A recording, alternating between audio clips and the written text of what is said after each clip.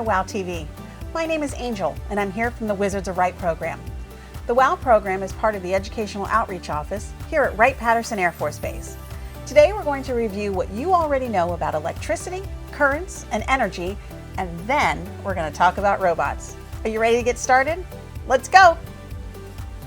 I'm going to give you a few minutes with your class to come up with answers to the following questions. What is electricity? What is electrical current? What is potential and kinetic energy? And what is an electric circuit? I'll wait while you discuss it, and then we'll review all of these things when you come back.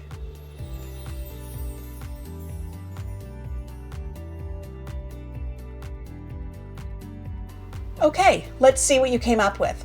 First, we want to know what electricity is. Electricity is a type of energy. Electricity can build up and stay in one place, or it can move. Electricity happens when electrons move. Electricity provides power for lighting, appliances, and other electric devices in our homes, schools, and businesses. Let's review an electrical current. When electrons move, they carry their energy to a new spot. This is called an electric current. Electric currents are needed when powering all the electrical appliances that we use. Washing machines, flashlights, telephones, and iPads all need an electric current to power them up. Let's review potential and kinetic energy. Potential energy is energy that is stored for use in the future, and kinetic energy is energy being used at that moment. Think about all the times you've been told you have the potential to do something. You have the potential to get straight A's, or you have the potential to hit a home run. You have the potential to become president. That means you have the ability to do it in the future, although you aren't doing it right now. Energy is the same. Imagine a car parked at the top of a hill. It has the potential or ability to roll down the hill, but right now it's just sitting still. If we release the brake and it begins to roll down the hill, the potential energy is converted into kinetic energy because now it's moving. Lastly, let's review an electric circuit. An electric circuit is a closed path or loop for electric current to flow around. In a flashlight, there's a circuit with an on-off switch, a light bulb, and a battery linking everything together with some pieces of wire. When you turn the switch on, electricity should flow through the circuit. The electricity will stop flowing if the path isn't complete. Think about walking up a flight of stairs. When you start going, you should be able to get to the top pretty easily. But if there's a broken step in the way, you would have to stop moving up those stairs. In our flashlight, if one of the wires is broken, the bulb will not shine. The electricity won't flow. Electricity also won't flow if the switch is turned off. Remember that you cannot see electricity because electrons, the charged part of the atom that's moving and causing electricity, are too small to be seen. Can you define a simple circuit? A simple circuit is a complete or closed path that electrons travel through. The flashlight we talked about a few moments ago has a closed path. It needs to have 4 parts: a switch to turn power on and off, a power source like a battery, the light bulb or other mechanism that reacts to the electricity, and conducting wire. Now, when we build robots in a little bit, look for those 4 parts. Let's do an activity that has you acting like an electrical circuit. I'm going to pause for just a moment while your teacher has 4 or 5 volunteers make a small circle at the front of the room.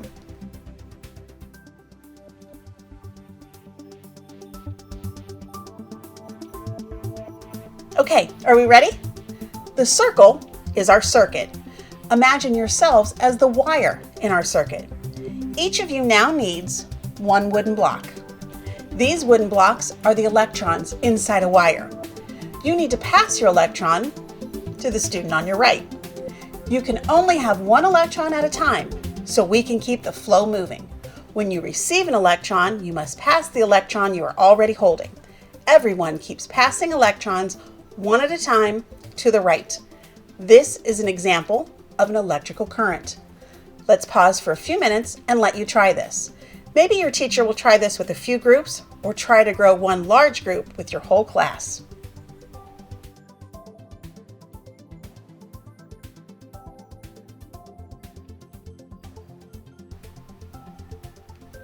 How is your circuit? Did the electrons flow? You were showing an example of a closed circuit. Your circle stayed intact and the electrons continued to flow. You could have also shown an open circuit or broken circuit. Imagine that you spread out so far in your circle that you couldn't reach each other to pass the electron. The current would stop. The gaps would be too wide, too open to keep flowing. Think about these two words, input and output. They're pretty self-explanatory. Input is what goes in, and output is what you get out. Let's think about common input devices we use frequently. The computer mouse and keyboard are examples of input. When you type on the keyboard, that's input. You're putting the information in. What you see on the monitor is what's coming out. That's the output. Other input devices include numbers on a calculator, letters on your phone when you text, and stylus pens. Examples of other output devices besides a monitor or screen are speakers, headphones, a printer, and a television. When we build robots in a little bit, look for input and output parts. Now, let's talk about robots. A robot is a machine that can perform different tasks on command or according to instructions programmed in advance. You actually come in contact with robotic machines pretty often. Did you know that these things are robotic?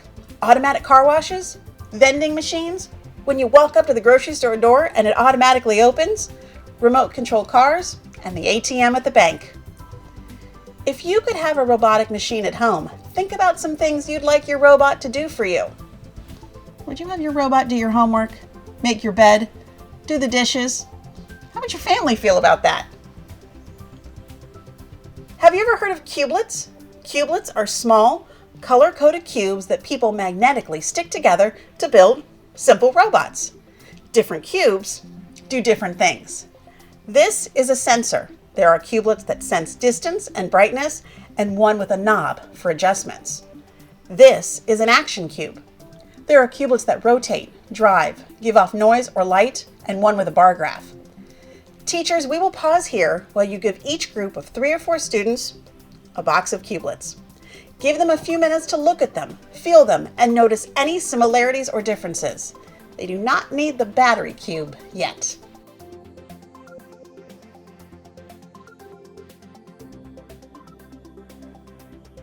Now that you're a little familiar with the cubelets, your objective will be to use the cubelets to understand how the cubes work together as you create simple robots.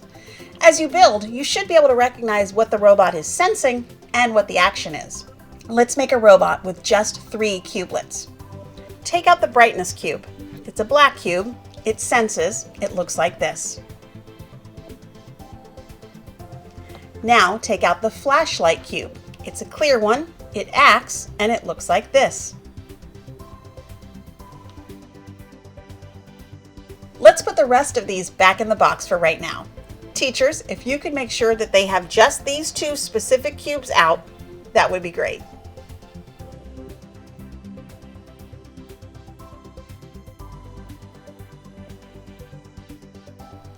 Every robot, like every electrical circuit, needs power. You will need the battery cublet. It has a switch to turn the power on and off. This is a battery cublet. Let me show you the on-off switch. See how the green light comes on when the battery is operating? As your teacher gives you a battery, see what your team can discover by using just the 3 cubelets you have out. I'll give you a few minutes to test these and experiment with different ways you can make your robot behave by rearranging just these 3 blocks. Try to make the light shine brighter and then go dimmer.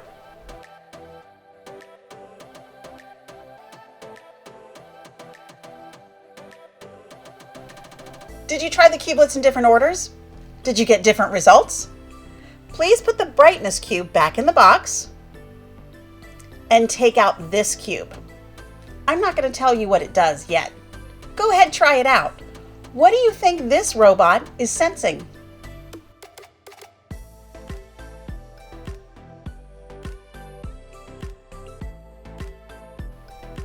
Now, put the flashlight cube back in the box and take out the drive cublet. Teachers, can you make sure they have only these 2 cubelets out of the box?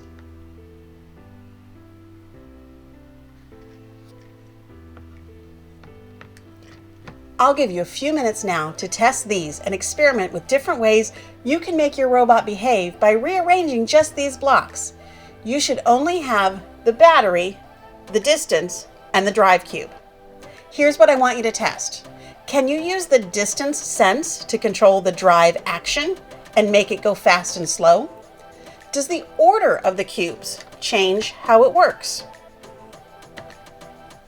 Can you drive it across the floor? Be careful not to drive it across the desk. It could fall and hit the floor.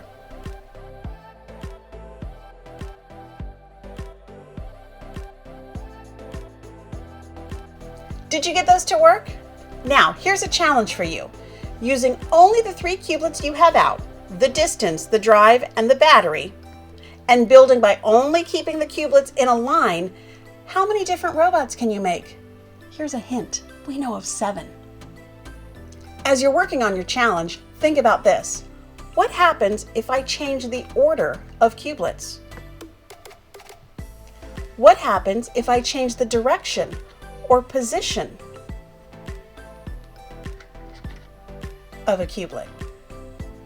After your group has built as many as you can, keeping them in a straight line, then see how many more driving robots you can make if you build without a straight line.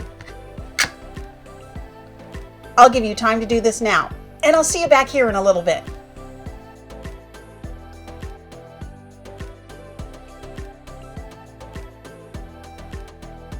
Great job. Teachers, please give the groups a copy of the Cubelets 1 challenge sheet. You may work through these challenges in whatever order you would like. You should have everything you need in the boxes in front of you, but I may have included a box of extra cubes just in case. I'll give you time to work on those and see you back here in a bit.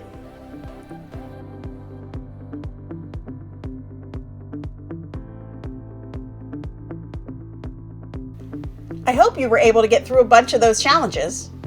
I'll wait while you do the following things. Turn the batteries off, return the batteries to your teacher, and put the cubelets back in the box and match the picture on the lid.